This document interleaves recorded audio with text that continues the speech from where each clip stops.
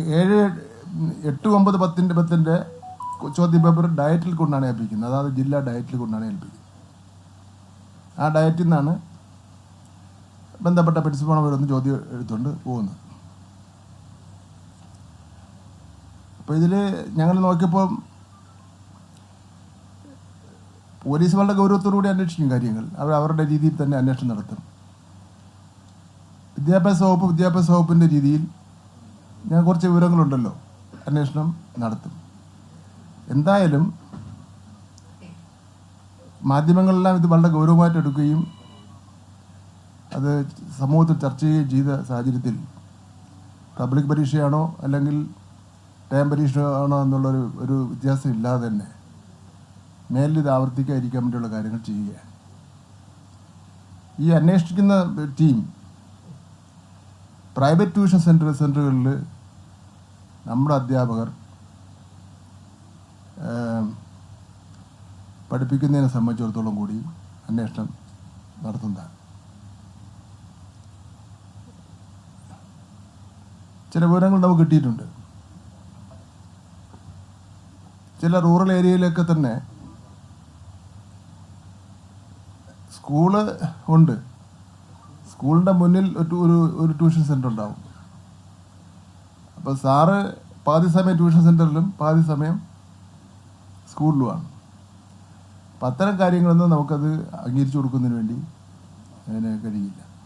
അത് വളരെ ഗൗരവത്തോടുകൂടി തന്നെ നമ്മൾ അത് ചെയ്യണം. മറ്റൊരു കാര്യം,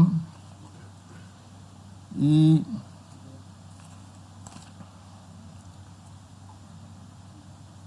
MS സൊല്യൂഷൻസ് എന്ന് പറയുന്ന കൊടുവള്ളിയിലെ യൂട്യൂബ് ചാനലിന് സകല മര്യാദയുടെ അതിരുകളും ലംഘിച്ചിരിക്കുകയാണ്. നമ്മുടെ ഒരു പൊതുവിദ്യാഭ്യാസത്തിൻ്റെ സാധാരണക്കാരൻ്റെ പാവപ്പെട്ട കുട്ടികളുടെ പൊതുവിദ്യാഭ്യാസത്തിൻ്റെ വിശ്വാസ്യതയാണ് ചോദ്യം ചെയ്തിരിക്കുന്നത്. അത് അവർക്ക് വ്യക്തിപരമായി ലഭിക്കേണ്ട ലാഭത്തിന് വേണ്ടിയാണ് ഇത് ചെയ്തിരിക്കുന്നത്.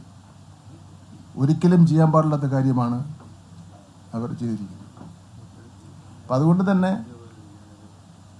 പൊതുവിദ്യാഭ്യാസം സംരക്ഷിക്കുക എന്നത് വിദ്യാഭ്യാസ വകുപ്പിൻ്റെ മാത്രം ഒരു കടമയും ഉത്തരവാദിത്വമല്ല, സമൂഹത്തിൻ്റെ ആകെ തന്നെ ഒരു കടമയും ഉത്തരവാദിത്വമാണ്.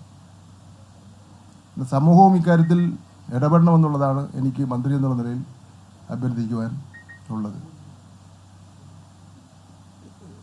അവർക്ക് കാണികളുടെ എണ്ണം വർദ്ധിച്ചല്ലോ, അതനുസരിച്ച് അവർക്ക് കാശും അവർക്ക് കൂടുതൽ കിട്ടാൻ സാധ്യത ഉണ്ടല്ലോ, ലാഭവിഹിതം. അതെല്ലാം ഈ കുട്ടികളുടെ വിദ്യാഭ്യാസത്തെ ബാധിക്കുന്നതാണ്, അതിൻ്റെ വിശ്വാസത്തെ അല്ലെങ്കിൽ അതിൻ്റെ ക്രെഡിബിലിറ്റിയെ ചോദ്യം ചെയ്തതാണെന്നുള്ള വിവരം അവർ മനസ്സിലാക്കിയിരിക്കണം. എന്തായാലും ഇത്തരം സംഭവങ്ങൾ നമ്മുടെ പൊതുവിദ്യാഭ്യാസത്തെയും പൊതുസമൂഹത്തെയും ബാധിക്കുന്ന തരത്തിലുള്ള കാര്യങ്ങൾ പ്രസിദ്ധീകരിക്കുന്നത് അത് ആലോചിച്ചിട്ട് മാത്രമേ ചെയ്യാൻ വേണ്ടി പാടുള്ളൂ എന്നുള്ള വിനീതമായ അഭ്യർത്ഥനയാണ് വിദ്യാഭ്യാസ മന്ത്രി എന്നുള്ള നിലയിൽ ഉള്ളത്. എന്തായാലും ഞങ്ങൾ നിങ്ങളുടെ എല്ലാ ഇടപെടലിൻ്റെ അടിസ്ഥാനത്തിൽ വളരെ ഗൗരവമായിട്ട് തന്നെ ഈ കാര്യം എടുത്തിട്ടുണ്ട്. അത് മാത്രമല്ല, ഇനിയിപ്പം ഈ കമ്മിറ്റി ഇപ്പോൾ ഞാൻ പറഞ്ഞല്ലോ, ഈ സെക്യൂരിറ്റി ഒന്നും ഇല്ലാതെയാണ് ചോദ്യപേപ്പർ ഉണ്ടാക്കുന്നത് സംബന്ധിച്ചിടത്തോളം ഞാൻ പറഞ്ഞല്ലോ. അപ്പോൾ നമുക്ക് എന്തൊക്കെ മാറ്റങ്ങൾ വരുത്തണം എന്നതിനെ സംബന്ധിച്ചിടത്തോളം അവരൊരു നിർദ്ദേശം നൽകാൻ വേണ്ടി പറഞ്ഞിട്ടുണ്ട്. ആ നിർദ്ദേശം SCRT കൊടുത്ത് SCRT ഇപ്പോൾ തയ്യാറാക്കിയിട്ടുള്ള നിർദ്ദേശം കൂടി വച്ച് ചർച്ച ചെയ്ത് അതിലിപ്പോൾ ഉടനെ നമുക്ക് ചെയ്യാൻ കഴിയുന്ന കാര്യങ്ങൾ ഉടനെയും ഷോർട്ട് ടൈം ആൻഡ് പിന്നെ ലോങ് ടൈം എന്നുള്ള നിലയിൽ നമുക്കത് നടപ്പിലാക്കാൻ കഴിയുമെന്നാണ് പ്രതീക്ഷിക്കുന്നത്.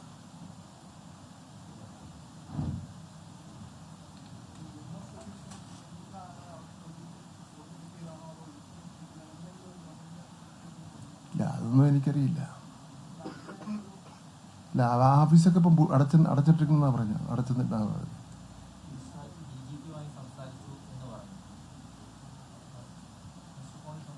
ഞാൻ ഫോൺ സംസാരിച്ചു. അല്ല, അത്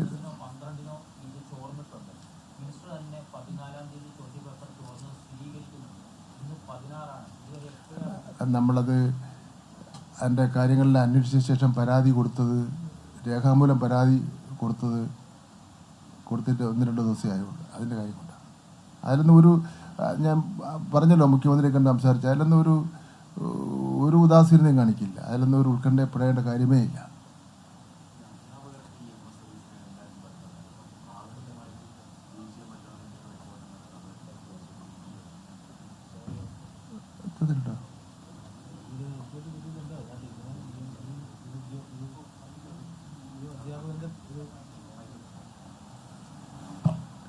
DDയുടെ റിപ്പോർട്ടിനകത്ത് ഒരു വ്യക്തിയെക്കുറിച്ച് പേര് പറഞ്ഞ് MS സൊല്യൂഷൻ്റെ ചാർജുള്ള ഒരു ഓഫീസ്, പഴയ ഒരു അധ്യാപകനാണ്, ഈ വിഷയം പഠിപ്പിക്കുന്ന അധ്യാപകനാണ് എന്നുള്ള റെഫറൻസാണ് ഉള്ളത്. അത് സേതുവാണ് പോലീസിന് നമ്മൾ റിപ്പോർട്ട് കൈമാറിയിട്ടുള്ളത്. ഇല്ല.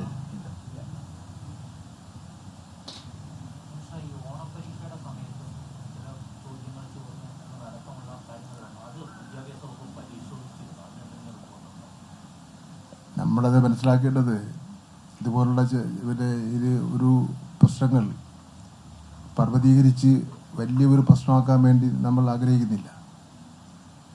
ചെറിയ ചെറിയ പ്രശ്നങ്ങളുണ്ടെങ്കിൽ അത് ഡിപ്പാർട്ട്മെൻറ്റിൽ തന്നെ അത് മേലെ ആവർത്തിക്കാതിരിക്കുന്ന നടപടികൾ സ്വീകരിച്ച് മുന്നോട്ട് പോകുന്നതാണ് സ്വീകരിക്കുന്ന ഒരു നടപടി. മുഖ്യമന്ത്രിയായുള്ള കൂടിക്കാഴ്ചയ്ക്ക് ശേഷം വിദ്യാഭ്യാസ മന്ത്രി വി ശിവൻകുട്ടി മാധ്യമങ്ങളെ കാണുകയായിരുന്നു. മുഖ്യമന്ത്രി കർശനമായ നടപടിക്ക് നിർദ്ദേശം നൽകിയിട്ടുണ്ട്. ഒപ്പം തന്നെ ആഭ്യന്തര അന്വേഷണത്തിനായി 6 അംഗ സമിതിയെ ചുമതലപ്പെടുത്തിയിട്ടുണ്ടെന്നും അതോടൊപ്പം ഏതെങ്കിലും തരത്തിലുള്ള പരീക്ഷാ നടത്തിപ്പിൽ വീഴ്ചയുണ്ടെങ്കിൽ അത് പരിഹരിക്കുമെന്നുമാണ് വിദ്യാഭ്യാസ മന്ത്രി വി ശിവൻകുട്ടി മാധ്യമങ്ങളോട് പറഞ്ഞത്.